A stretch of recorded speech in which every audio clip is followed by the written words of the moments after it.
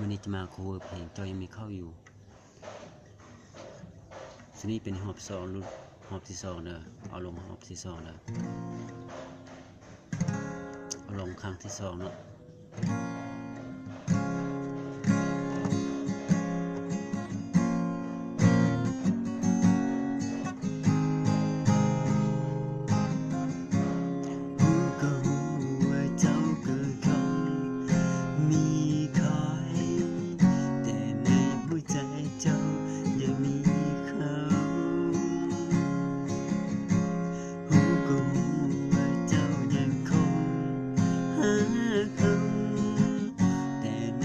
เจ้าหักเขาหลายกว่า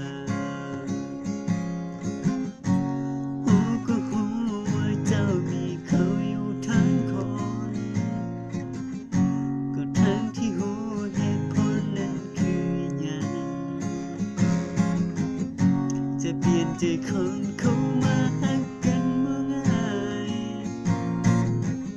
ก็หวั่นไหวกับสายลมเขาอยู่ทั้งคนฐานะมันคง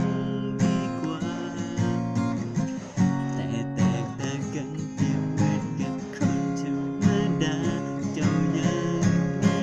เขาอยู่ทั้งคนให้สมทุกเวลาแต่ก็ว่าเจ้ายังมีเขา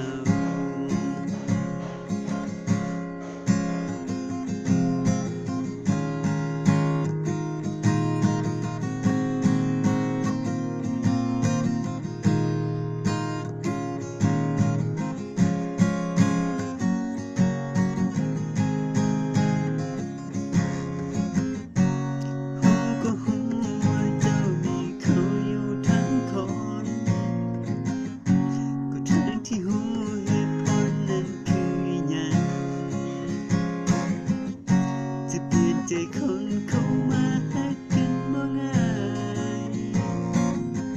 ก็หวั่นไหวกับสายลม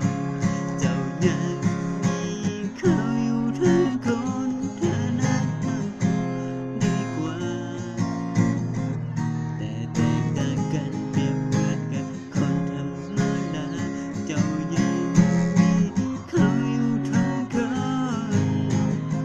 ให้สม